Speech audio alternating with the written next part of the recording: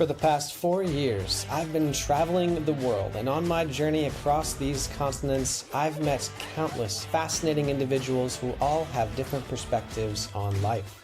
I knew from the moment I met those women that I had to tell their stories. From Olympic athletes who performed at the highest level to artists who create unbelievable work and refugees who have overcome the most difficult of challenges. Each and every single one of them has their own formula for life, and I'm here to find out what that is. What they wanted, whether they knew it or not, is they wanted to be inspired. My name is Trevor Carlson, and this is the Formula Podcast. So we were just talking about how you roast your coffee on your stovetop. How do you usually... So after you roast it, what do you do next? Do you throw it in a French press? Like, how do you prepare your coffee after that? Well, so I can't take credit for, I think it's sometimes called the Ethiopian method. And I was exposed to this by Anish, Heather Anderson, a legendary badass hiker. And she was doing her calendar year Triple Crown FKT, which probably won't mean anything except to the long distance hikers in your audience, all three of them. But she described her previous boyfriend being in Ethiopia and being invited in to like some local's hut. And they had like some pan that they were roasting coffee over a little fire in their hut. And he said it was the best coffee ever. And so he started at home just roasting coffee on the stovetop, and then Anish started doing it, and then she was taking a 0 day at our house and she got me doing it.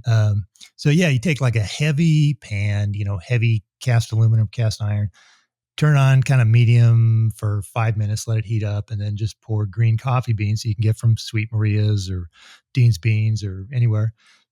And then you kind of stir it around till it's the color you like, and then you let it cool. It's best to let it off gas, apparently, kind of 6-ish hours or overnight, depending on when you do it.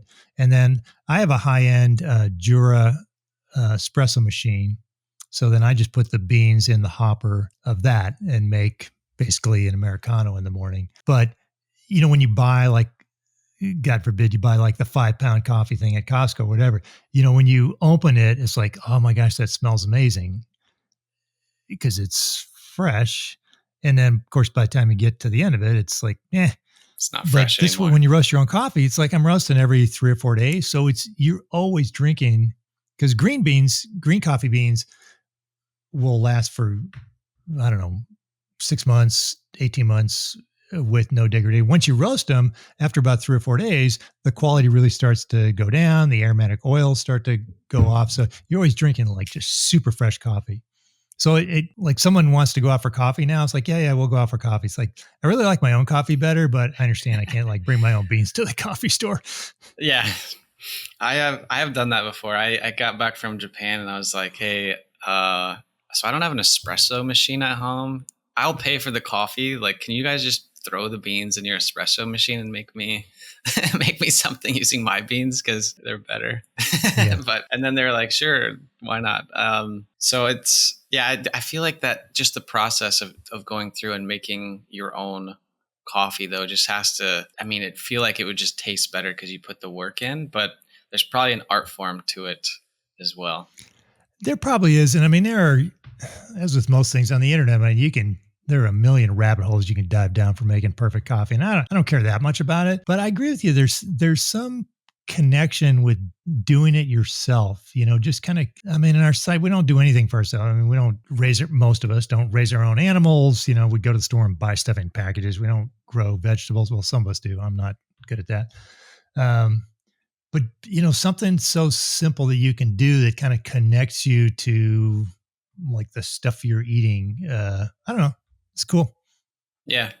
Yeah. It's like it has a little more meaning to it. It's like, how do I say this? It's when you actually put the effort in to do it, like when you grind your own. I thought having a hand grinder was a great idea until it took me like 15 minutes to grind my beans every day. And I was like, oh, this was, I can't do this every day. But I do think that there's like some level of like satisfaction or joy that comes from actually like doing stuff hands on versus just like pushing a button machine and you get the coffee and then you drink it.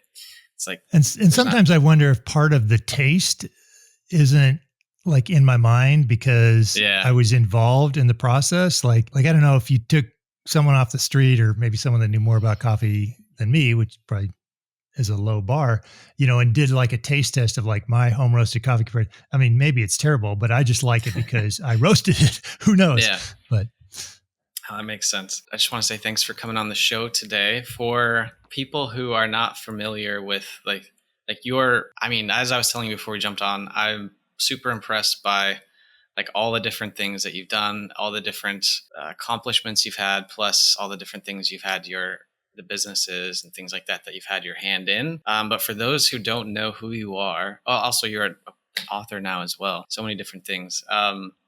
For those who don't know who you are, can you give like your like a short introduction to your background, maybe how you started becoming like a long distance trekker and how you designed your backpacks, just wherever you want to kick it off. I just feel like there's so many different things that we could talk about. So yeah, how would you introduce yourself to somebody new who's never met you before? I'm a civil engineer in land development. I grew up largely in the West, but some on the East Coast. Kind of my adventuring life kicked off when I graduated high school and bicycled 4,200 miles across the United States with a few friends. And that was a great adventure. And then I didn't do a lot of adventuring. I was getting an education, building a career, building a family, almost getting killed in a plane crash. And along the way, I accidentally started a backpacking company that ended up doing quite well. And yeah, I like to have adventures. I don't consider myself like a huge adventurer because I think I know so many people who are such bigger adventurers that, the little things I've done look pretty puny compared to the stuff they've done. But I do like to get outside. I mean, I have lots of interests. I have lots of things I like to do, way more than I have time, or at this point, years left to do them. So yeah, it's always trying to find the things that, I feel like have my name on them and can have the most impact and are the most fun. So. Yeah. I want to go back to, there's a few things you said. How did the conversation happen where you decided to bike across the US? So I'm the eldest and my mom grew up in South Africa, had dual citizenship. She came here to go to college in Wellesley, and that's a whole story. But she was kind of an adventurer. And so when I told her, I wanted to bicycle cross country, she's like, great, have a great time. My mom, she says she never said this, but all three of us kids agree that we got the message.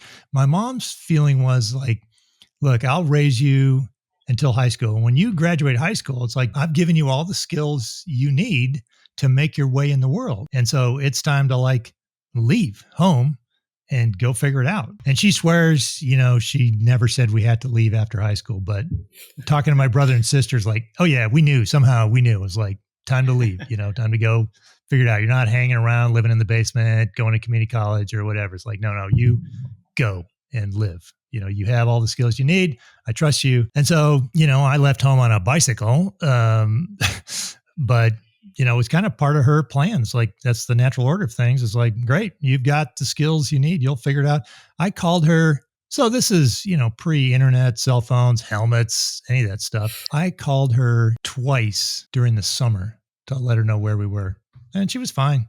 She didn't worry about it. I think, her mind, like I left home. It's like, whatever, check in, you're off living, having your life adventure. Such a different time than now. Cause I feel like if you were to do it now at 18, you have your smartphone with you, you'd be touching base, calling home probably every day, if not every other day, sending text message updates. And then it was just like, well, you're like, you're on your own. Yeah. It's like, let me know how it goes. Yeah. Let me know that you're still alive every few months and live your life. Yeah. And she didn't even say that I recall, like, if you get into trouble, call me or anything. Cause I think in her mind, it's like, you'll figure it out. I was 17 when I left, but she figures like, I'm sure she would have figured it out. So she figured like, well, you'll figure it out somehow. And it's interesting. I don't have a copy of it, but the Comfort Crisis by Michael Easter. Mm-hmm. I talk about that book so much that it shows up on Amazon as like a frequently bought together with my book. But he talks about how it shifted.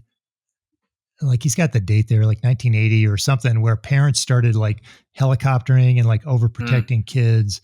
And so that, we're raising a generation that doesn't know how to assess risk. They haven't been allowed to like fail and, bang up their knees or break their legs or whatever. And so everything's scary and they don't know what their personal risk tolerance is because they've never bumped up against it. And I think my mom figured we had that figured out and somehow, and I don't think it would have been different. I mean, I did leave with 3 other friends that wanted to join me, but I don't think it would have been different if I was leaving solo. I'm sure she would have said, great, have a good time. But yeah. See you around. Yeah. What do you think you learned on that trip? I learned a couple things. I mean, one was early kind of reveal of some of my character flaws that lessons I seem to learn repeatedly, but that I tend to be very task driven, and it actually led to a split up of the group. It was a factor in the group splitting up into two pairs basically, because a couple of guys wanted to, this is like trip of a lifetime. It's like, let's wander around and, let's stay in this town, or maybe only do 30 miles today instead of 80 miles. But I was very like, boom. It's like, hey, get up. We got to get going. We got to do 80 miles today. And I don't know why. I mean, we had all summer. It's not like I had a job to get back to or anything, or college, I didn't have any deadline except in my own mind and, some goal that I wanted to achieve. I don't sit well. That's still an issue for me. I like to be moving. So yeah, that was an early indication of something that, I probably still need to grow in that area. And then the other lesson I got from that was in generosity. We were following state highways. This is when you could get free paper maps at gas stations, which I know some of your listeners are going to just going to mess with their heads. Like, wait, paper maps? Yeah, they had like racks of them. You could walk into any gas station and pick they usually had like their state and then like big towns around there. And then there's always, one of the country. And so to plan this trip, since there was no internet, I got a free paper map of the entire country and I knew where we were. And I just took a blue highlighter and did it across the country. And then when we got to an individual state, we'd go to a gas station, pull up a map and kind of check the old state highways. Like, well, it's kind of close to the blue line, and pedal along. But a lot of these were old state highways that have been kind of bypassed when they put the interstate in.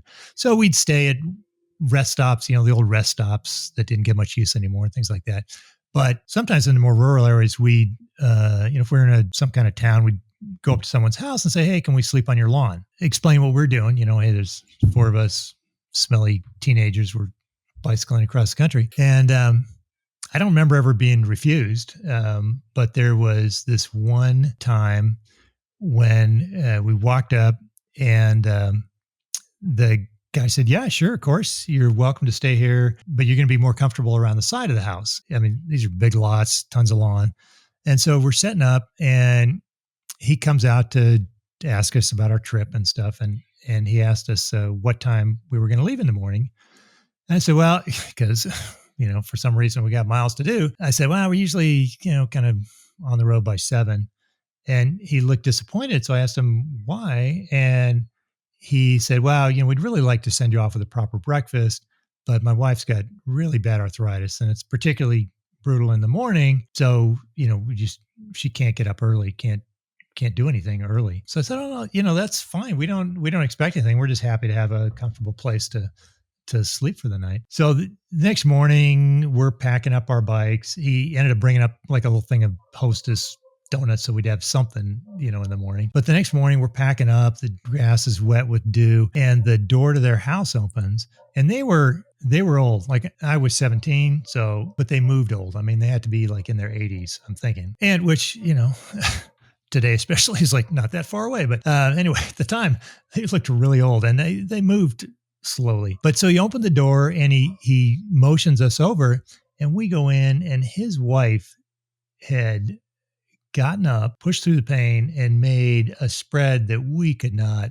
even believe. I mean, just eggs and bacon and sausage and biscuits and fruit and hash browns and muffins. And I mean, there was so much food. I'm pretty sure they ate like Rice Krispies the rest of the week or something, because I'm sure we cleaned them out. But that just, that impressed me, that it had been that important to them that she had done that. And, I've been telling that story for 50 years now. And I like to think as long as they were around, they would be sitting on the porch and, hey, remember that summer in 76 when those 4 kids came and ate a week's worth of groceries in one morning? So yeah, taught me a lesson about accepting generosity. Yeah, that's, it sounds like one of those things where it's like an unexpected thing that happens where it really leaves a mark, because they just cared that much, and it was that important to them to show you that hospitality. And I feel like that those experiences are ones where like you never asked for it, you never planned for it or anything like that. It just kind of happened, and you're just like, wow, that's just a really special moment. Yeah, we were talking before about kind of less curated adventures of not figuring everything out and kind of just wandering and allowing some randomness. And that's, it's different when it happens randomly, I think, compared to like you found on the internet that this couple was willing to let you sleep on their backyard and they might fix you breakfast for $20 or something like that. That's not the same. Right. Yeah. It's something where you couldn't have planned for it. You couldn't have expected it. You couldn't have bought it. It just happened. And I think that's probably what makes it so special. So that's the magic. You mentioned when you were giving this is how I introduced myself, you said you survived a plane crash. So I've flown hundreds of times at this point, and I still get nervous, scared, whatever. So when you say I survived a plane crash, I'm just like, oh my God. Like I just start sweating. And so do you want to tell that story and maybe share how that impacted you? After, like, did you just walk or drive everywhere now? You never flew again? Or what happened? So when you say you've flown hundreds of times, we're talking in a small plane or regular jets? Both. I've flown in everything. I prefer bigger jets though. I don't like the small ones.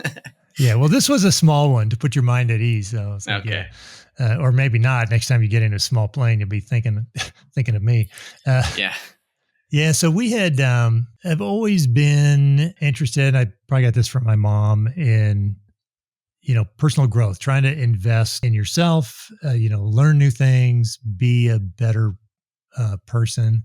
And so as part of this, became involved in a kind of a leadership course group thing in, I should know this, early 80s, I guess.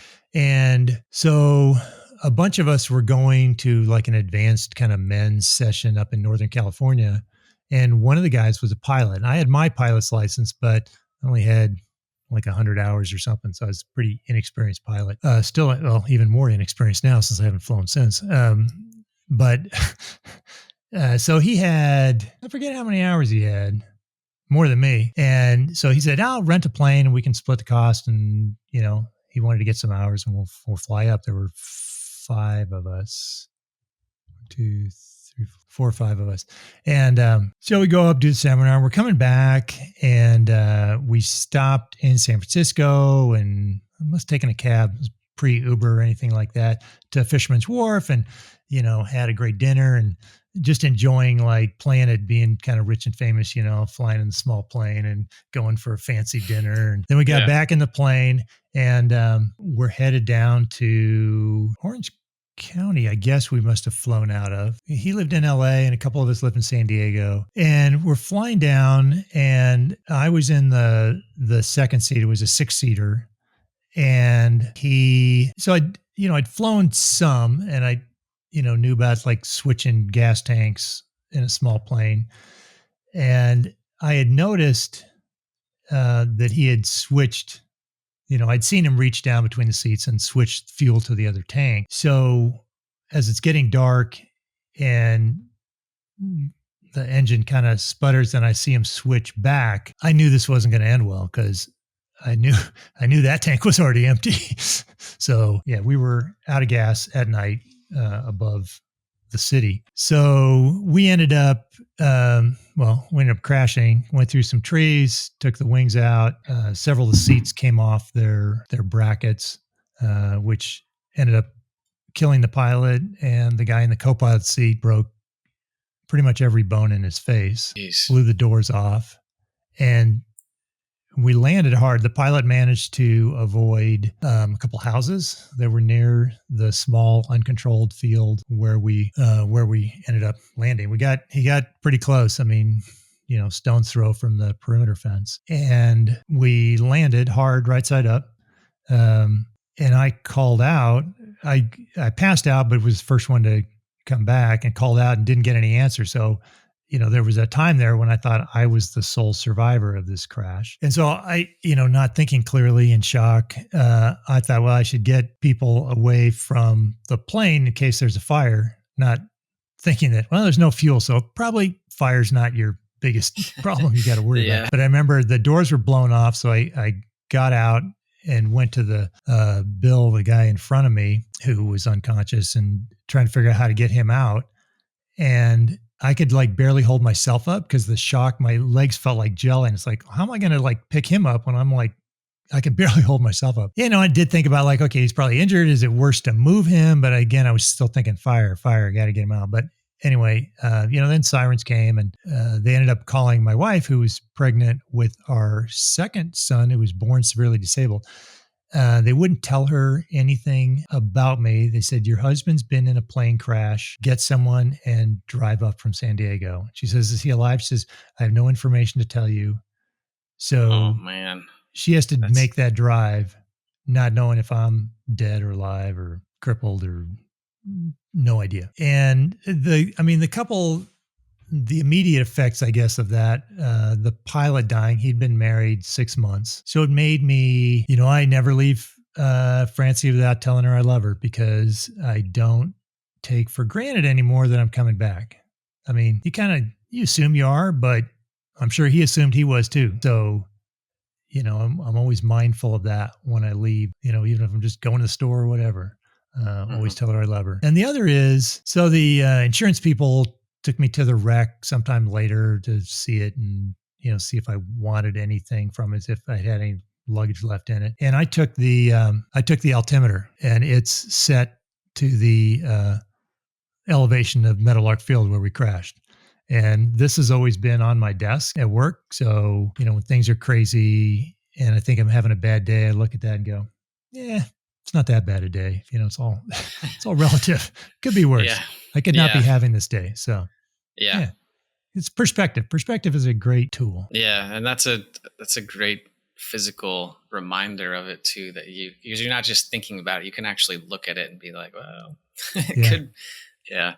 Well, I'm glad sorry to hear about your friend, and I'm glad that you walked away from it. Thanks. Yeah, it was, and it's interesting, what we haven't done is scarier than what we've been through. There's that fear of the unknown. And Francie and I were flying somewhere in a big jet, and forget what happened. I think we're coming in for a landing, and they couldn't get one of the landing gear down, or the indicator indicated that the landing gear wasn't down or something, and they couldn't tell if it was, or they couldn't tell if it was locked or something.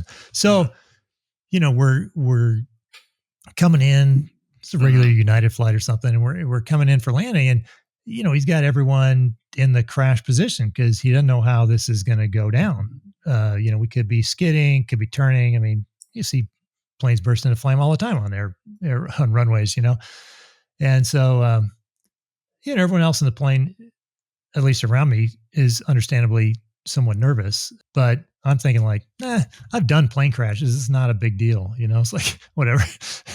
Gosh, how unlucky do you have to be though to be in 2 plane crashes? That's just Well, wild. and actually, it was just the indicator that was wrong. The landing gear was fine. So I'm still holding at 1 plane crash. Yeah. Oh, that's good. Yeah. Man, I can just think of so many times where I feel like there's been close calls where, aborted landings, some gear has gone out, people are freaking out on the plane crying. I'm just like, why do I keep getting on planes again? I just don't know. Cause maybe it's you. I'm not sure I want to, if we ever do a trip together, that's like, let's fly separately. I'll meet you there. Yeah, good idea. I've never been in a crash, so everything's fine. I get there. So maybe I'm good luck. It's just an uncomfortable ride. Yeah. So you might not want to be in a plane with me. Yeah. Oh yeah. Well, maybe, I don't know. The odds are in your favor that it won't happen again, probably. So I was just, I think when we started emailing, I was in Ecuador. I was hiking, doing like a 5 volcano challenge there. And, wow. I've gone with this trip or this company before. And the last time I got really bad altitude sickness and I had to ride like the horse ambulance. And so this time around, I was like, I trained so much harder. I was like, this is not happening again. I swear. And so then they were given something else. Something random happened. It wasn't as bad, but they were like, man, you're like the most unlucky person on the planet. Like you always come out clean, but something always seems to just like go wrong. And I'm like, yeah, I guess at least it's not that bad though. It's just sometimes uncomfortable, but there must be a book there, like, most lucky, unlucky, something like that. I mean, well, yeah, there's so many stories. Like I crashed a motorbike in Vietnam, going like 60 down the highway, walked away with no broken. I had a concussion, but like no broken bones, nothing. Yeah, start writing them down, man. There's a book there. I don't want to write that book though. I just want smooth sailing from now on. That's all I want. But that's not where the growth is. The smooth sailing is nice, but that's not where the growth is for sure. Yeah. It reminds me of there was a speaker I heard once, and he's like, you think you have a dream or something, and then life like knocks you down and like steps on you, like, you still got a dream. You're like, no, sir, I don't. I just want this to stop. My new dream is that the pain stops, right? Yeah. I'm not going to tell anymore, but there's probably at least like a dozen or 24 stories that are like that. So you. So at this point in time, was this before or after you started your gear company, when you invented your backpack? This would have been, let's see, Derek was born in 87. So this would have been after. Yeah. So I had an engineering company, gear company, and one child was second on the way when I was in the plane crash. Yeah. The story behind the backpack was that you were out hiking with someone, and like they were a small guy and they were carrying this like heavy pack, and then you decided I guess you're an engineer, so that's probably where your brain goes a lot of times, where you're like, I could probably make something better, and then you did. And how many? That was that 30? Almost, was that almost 30, 40 years ago? I missed. There was a chunk. Oh, oops. I missed a chunk of that question.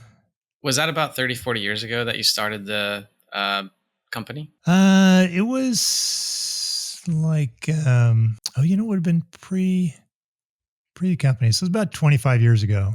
Oh, okay. Yeah, my mom thought that every kid should leave home after graduating high school, knowing how to cook, bake, and sew.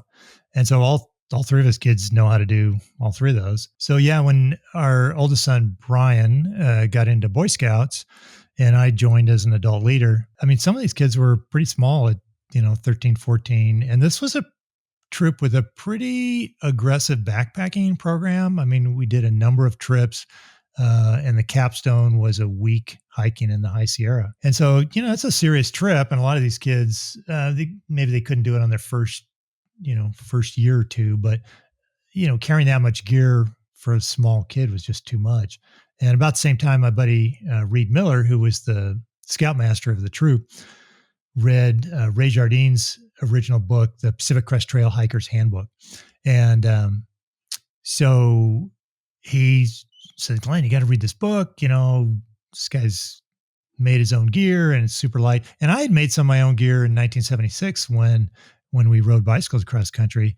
I slept in a nylon hammock, and I had sewn a netting sleeve. It was actually pretty slick. So I'd string up the hammock, and this is not like modern hammocks. I mean, this is pretty like jungle nylon twine hammock.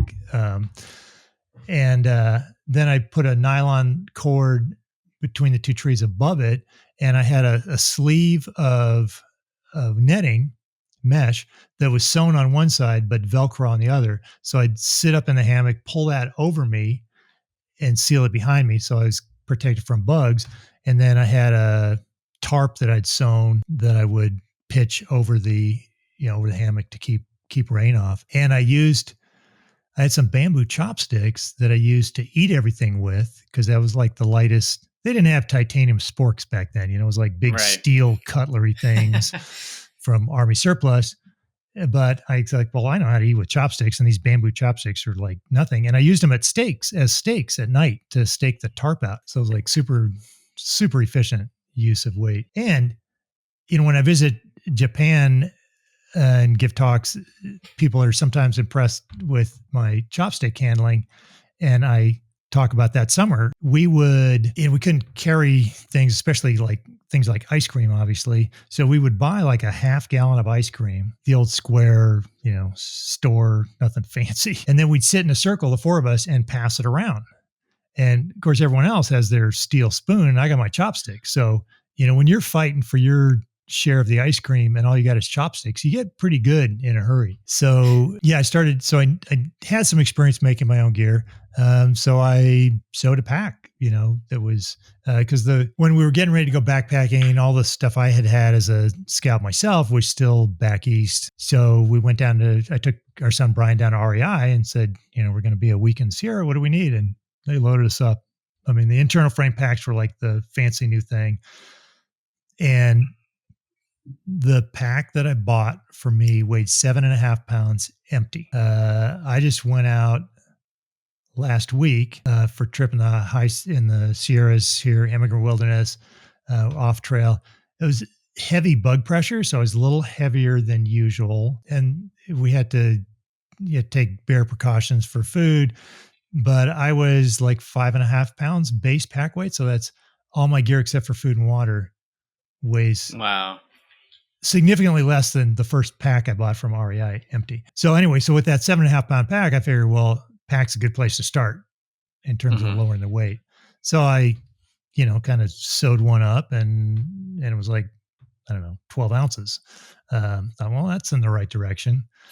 And, unfortunately, you talk about being an engineer, you're always thinking of like how to improve things. And so as I'd be hiking along, I'd think like, oh yeah, well, this works okay, but this needs to change a little, and this could be a little smaller or bigger, or, I could put a pocket here or take this in or whatever. So then I sewed another pack, and this went on. And I finally, by the time I got to the fourth pack, I was like, yeah, this is good. It's got all the features I want, carries the way I want.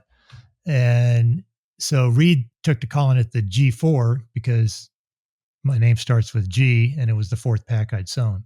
And this was, early internet days. So kind of word was getting out like, oh, there's this light pack that this guy made. So I sketched up the plans and put them on the internet so anyone could make one. And I thought that'd be the end of it. You just thought you were going to give it away for free and everyone would make their own. And then what happened? Well, I found out that not everyone's mom taught them how to sew before they left home.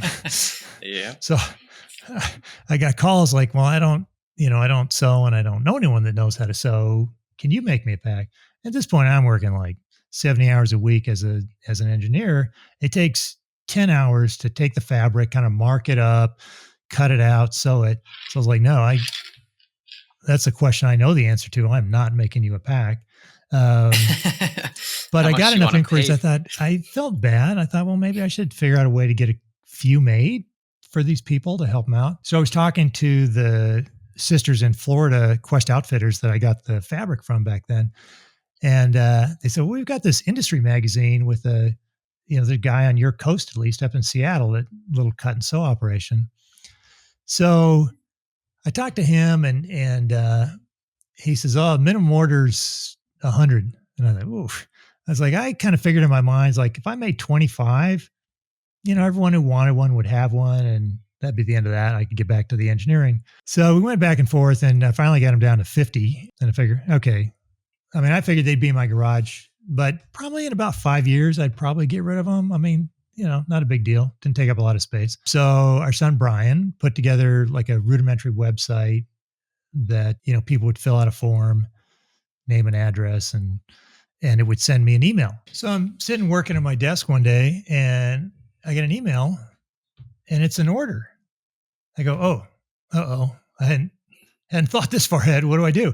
So I grabbed a pad of yellow paper I had on my desk and wrote down the information. And I still have that yellow pad of paper. I mean, it's off of the pad now, but these are the first orders. And you can tell by the number, it didn't go the way I thought. I mean, I figured before we even took shipment of the 50 packs, we had 86 orders. Wow. So I had to order more fabric, and then it just kind of snowballed from there. Yeah. And then, so you made the first pack, and then from there, I know you guys have developed lots of other products since then. Are you the main engineer who was developing those too, or is that somebody else that kind of took over there? No, now we have smarter people than me working on stuff. Luckily, that's why it looks so much better. But I still develop stuff like the Whisper tent or 10-ounce tent. I developed for 900-mile bikepacking trip I did a couple years ago on the Great Divide. I knew it was going to be buggy, so my usual 2.7-ounce tarp wasn't going to cut it. But obviously, I didn't want to take our one tent because that's over a pound. God forbid. So, I came up with a new shelter for that trip. And that's a slow process for me. I think I have 12 or 14 different prototypes. I did most of them in Tyvek, luckily, on a shelf in my basement. Finally got it to where I liked it, and I made myself one for the trip to test it out. And anytime I come up with a product, the first question that we have to answer is, okay, are there 5 other people besides Glenn who thinks this is a good idea? And a lot of times the answer is no.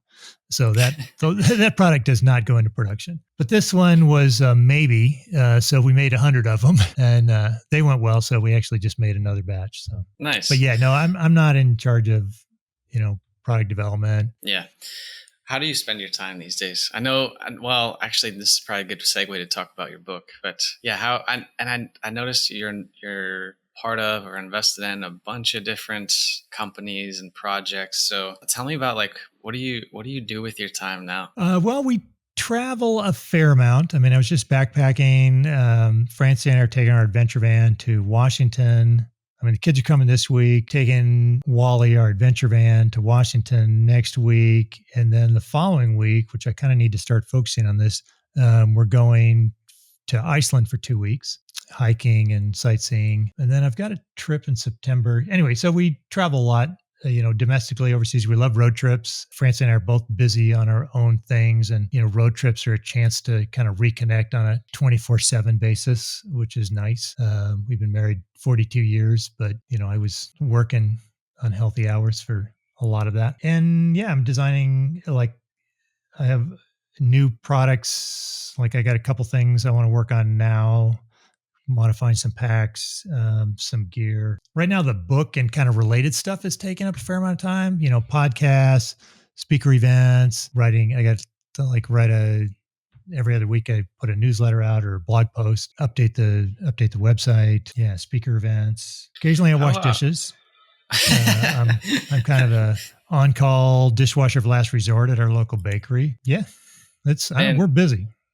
Man, I know you think it's very basic and stuff like that, but I just find everything that you do I just think it's great. I feel like you have you have your hands in so many different things. You have so many different experiences.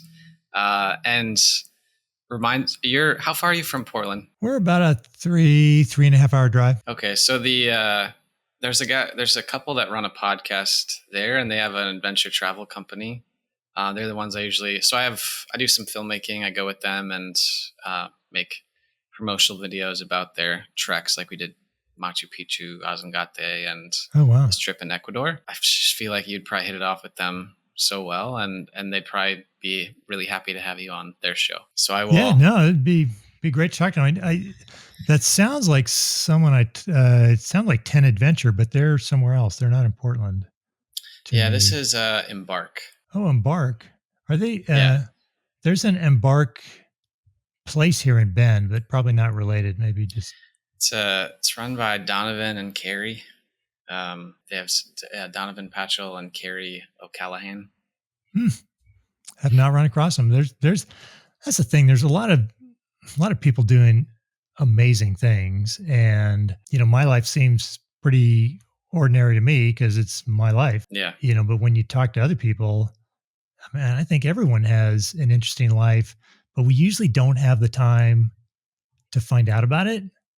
Mm-hmm. I'm lucky enough because I wrote a book, so I'm on a podcast and people can hear about my life that may be interesting to them. But that's the great thing about trips is you get that time, when you're walking with someone to kind of talk to them about stuff that it's a connection that doesn't happen in town. It's like I might meet someone for an hour for coffee and, you kind of catch up, surface stuff, but you really don't have a chance to talk about the things they've done or trauma they've endured or, how they grew up or the things they've seen or the people they know, or unless it's nothing like walking for a couple days with someone to really get to know them.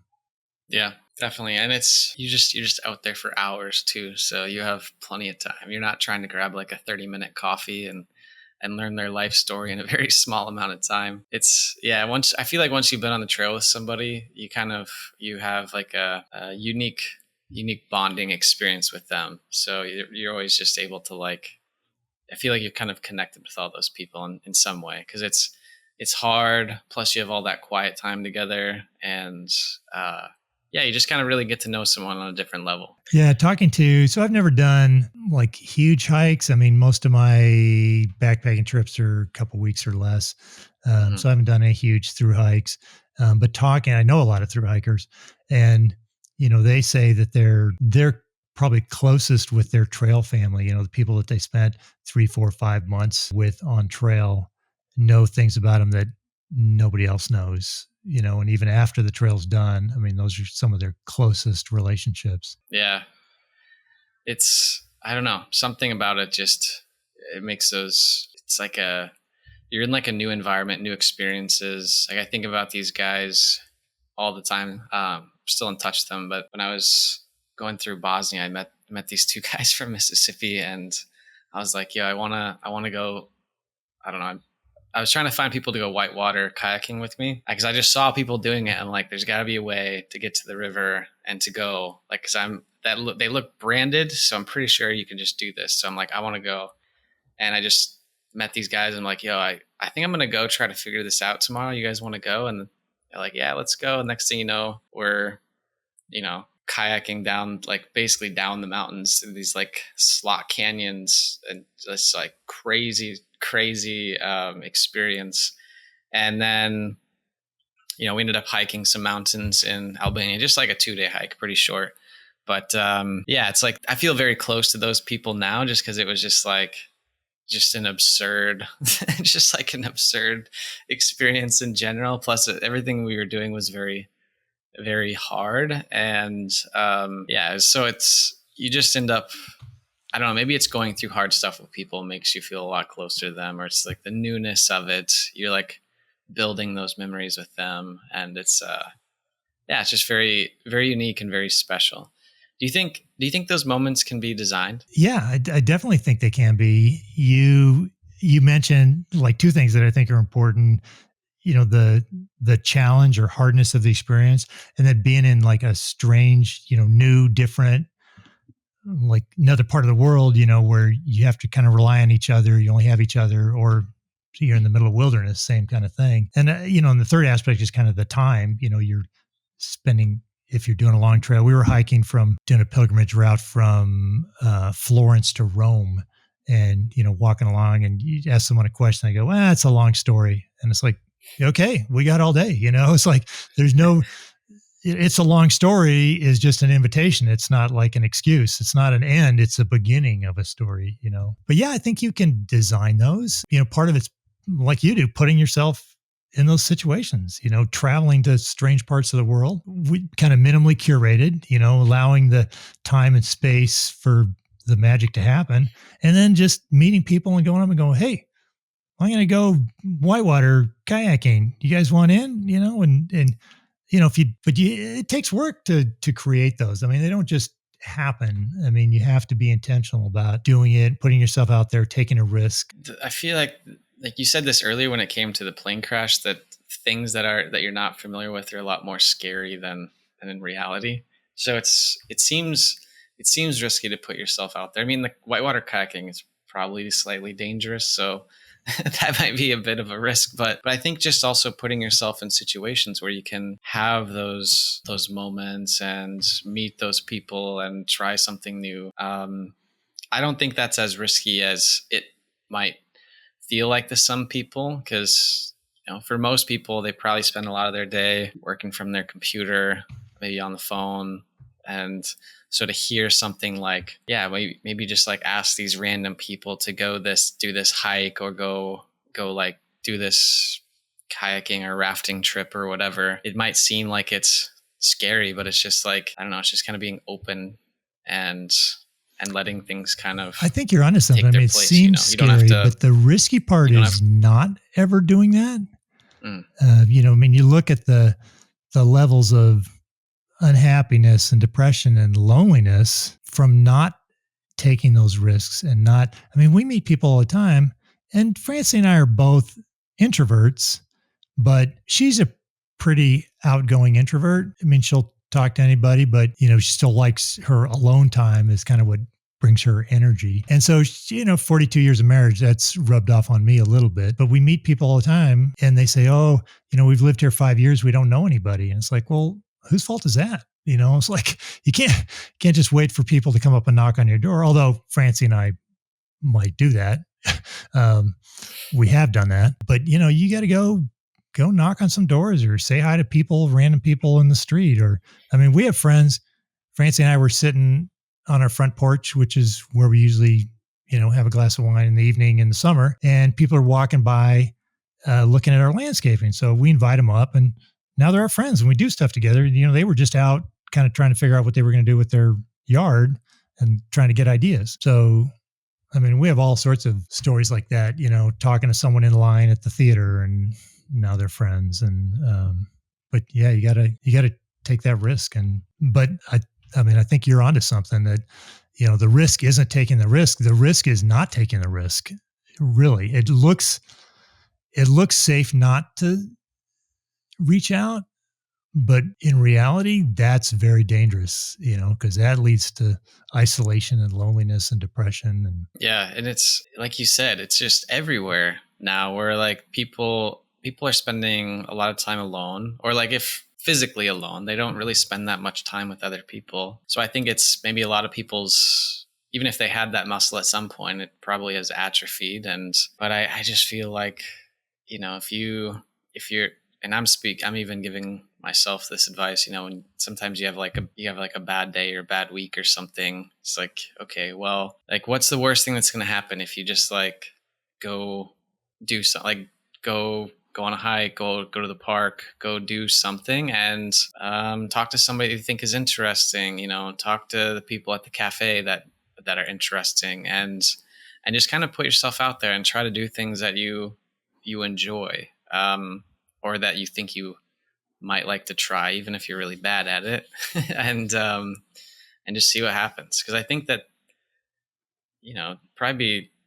I know I'm a lot happier when I'm doing those things than when I'm sitting around like not doing those things, Yeah, the inertia feels like easier just to sit and veg or doom scroll or whatever, but it is not healthy. It's nothing like getting outside, talking to other people to get your mind outside of, not focused on yourself, but like focused on others. Like, I wonder what that person's about, or, that little kid is cute. I wonder, whatever, just like getting involved in other people. Yeah. Which is, as an introvert, it's like, it's like not my first choice. Like I have hacks that work for me, which probably a little embarrassing that I need them, but I value keeping in touch with people, but I hate calling people up. I don't know. I just don't like it. I don't know. Yeah. But luckily I'm very task driven. So I have a weekly task that auto populates to call someone from my contacts. And so I'll either, if it's someone that's like been on my mind, I'll just call them. Otherwise I'll just like randomly scroll through my contacts, find someone I haven't talked to in a long time and call them up. And I don't like doing it, but I really don't like leaving a task undone. So it's a way of kind of using my neuroses to, to get me something that I know is of value. And, those random calls out of the blue have been, sometimes I get voicemail and sometimes they call back and sometimes they don't, but I tell them I was thinking of them and wanted to reach out. But where they pick up and that surprised voice, like Glenn, and just there's been some really sweet conversations completely out of the blue because I, forced myself to do that. Yeah. And I'm sure people appreciate it a lot, especially, I mean, you can imagine, I mean, because you call them, but if you're on the receiving end of somebody you haven't heard from in a long time, you're probably like, oh, wow, that's kind of cool. Yeah. Yeah.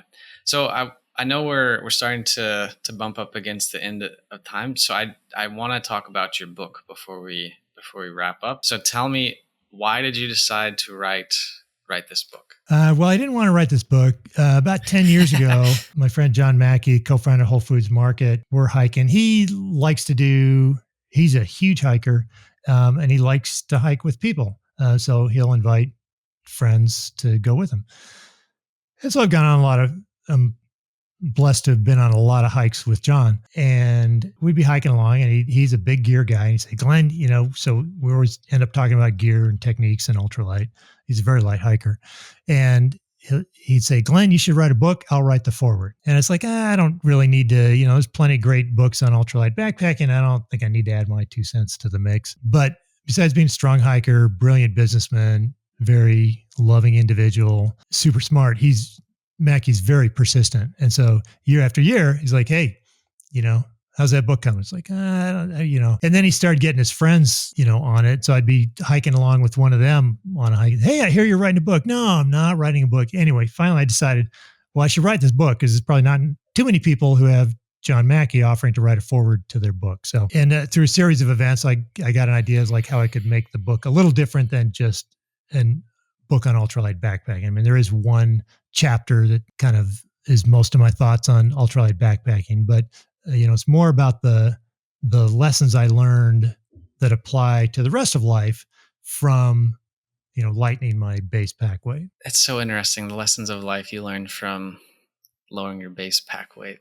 That's I feel like that's just like a great way to like if someone's like, why should I read your book? And then just be like, well, if you want to learn lessons from my experiences, just lowering my backpack weight, then this is a perfect book for you. I feel like that's such a great way to sell it. What did you learn in the process of writing the book? Like what do you think your biggest takeaway from like writing the book itself and becoming an author is? Writing the book was hard. It's like a 2-year process, and I had help. I realized upon reflection that a lot of the people I knew had already written a book. And so, I just picked everyone's brains I could think of about the book, and everyone's willing to help. Phenomenally so. And I made a lot of new friends while I was writing the book. You meet new people. I ended up like trying to find a publisher was a whole process. And I really feel like I ended up with the publisher the perfect publisher, Forefront Books, that I needed to. And I feel like I ended up with a couple of new friends at Forefront, through the process.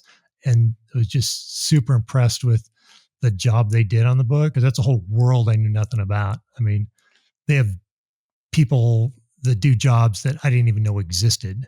But one of the hardest things probably is the self-promotion necessary. Like when you write a book, Yeah. you know, you got people writing things like how amazing you are. And I kind of figure I'm like a pretty average guy with maybe slightly above average PR. But of course, you know, when you're selling a book, you got to like be impressive and build stuff up. And, you know, people say like amazing things about you because you need those kind of blurbs for your book. And so that's been probably the hardest thing. I can relate when it's like this self-promotional thing can be a bit uncomfortable because you're just like, they're like, oh, this amazing, unique, one of a kind. You're like, man, but like, have you met my friend over here? Like, he's really, or she's really cool. Like, Exactly. so you kind of feel a little bad. You're like, I mean, yeah, I guess it's cool, but is it like the best? Well, I know so many people that are better than me at so many things.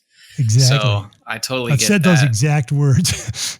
Yeah. Well, it's like, I don't know. It just, if I know what you're feeling, cause I personally just am not, I'm just like, I'm I'm from Iowa, man. Like I'm a normal dude. And if anybody's ever like, yo, I don't think I've accomplished even a portion of the things that you have, but even when someone's like, hey, you know, he's got a super awesome podcast. I'm like, yeah, it's a podcast. I know some other people that are like really awesome at it. It's like their thing.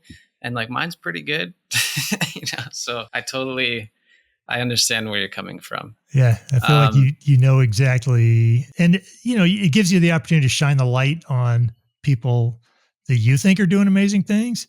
But like, just in our short time talking, I'm thinking like, oh, Trevor's got a book. I mean, that's like, he's got some amazing stories there. So it's all relative. Yeah. But that's been probably the hardest thing. Yeah, makes sense. I'm looking forward to, I'll probably remove this part, but I'm looking forward to diving in and reading the book. And I'll definitely send you some, my thoughts afterwards, not like feedback or anything, but I'm sure that there's going to be some great stories, and we'd just love to be like, damn, Glenn, that's crazy. So since we're kind of running down to the last few minutes here, I just had a couple quick questions. One was, if somebody wants to pick up the book or learn more about you, where would they do that? Well, for learning more about me, probably my website, glenvanpeski.com would be the place to go. I've got, tips and tricks. I've got gear lists, videos. As far as buying the book, you can, your local bookstore can order it. You can get it anywhere online. It's available. There's also an audiobook. I did not read it. It's not my voice. And if you're listening to this podcast, you probably know why it's not my voice. It's a better version. I did try after listening to my 10 minutes of myself reading. It's like, oh no, this will not work. Well, yeah, you got to know your lane. Yeah. And then last question. You've been through a lot in life. You've had like a lot of great successes, great stories. You've had difficult moments and challenges. For somebody who's maybe earlier on in their life or career, whether they've faced difficulties or they have challenges coming, what advice do you have for somebody who's earlier on in their career? Maybe they've hit some road bumps. Maybe they've gone through some challenges. They're trying to figure stuff out. Maybe they wanna go on an adventure, or they want to start their own business. If they were to come up to you and say like, hey, Glenn, I need some advice. What do you suggest I do? What would you tell them? Well, it would depend on the specifics. And, I never know whether my experience is applicable to anyone else but me. And there's certainly plenty of areas in my life that I'm sure I could have done better at. I think one thing that I demonstrated to my kids, and they've taken to heart, and that I tell other people, is I think there's a focus on getting a side hustle and then turn it into, you're making money at it. That's like your income. And I never did that with Gossamer Gear.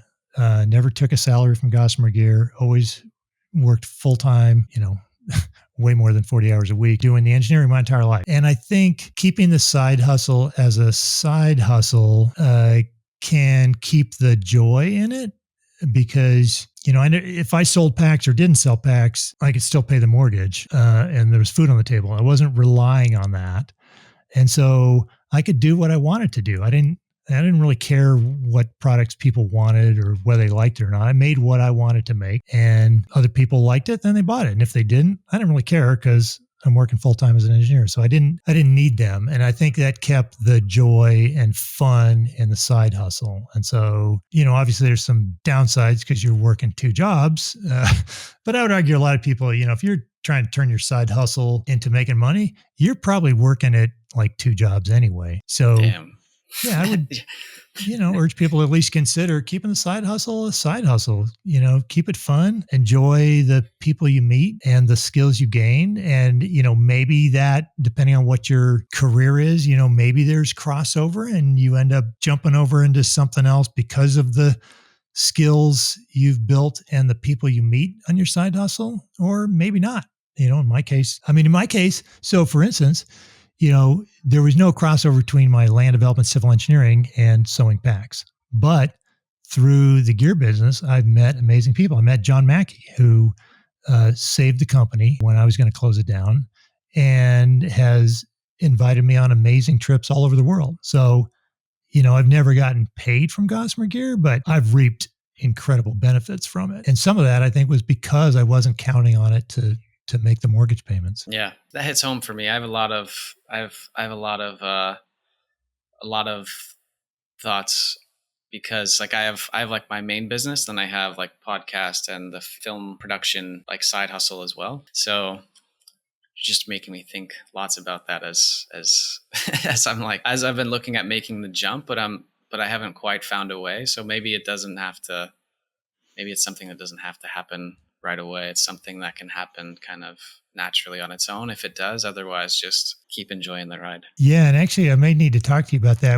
I was just talking to another podcaster through her about putting a trip together, get a few people together and doing some kind of like ultralight, seminars trip. I don't know. It's, people look at like they can look at a gear list that's under 5 pounds and go, okay, that's great. But, until they go out with me and they really see like how everything works. And it's like, well, yeah, actually Glen looks as comfortable as I am, but at a fraction of the weight. And why is that?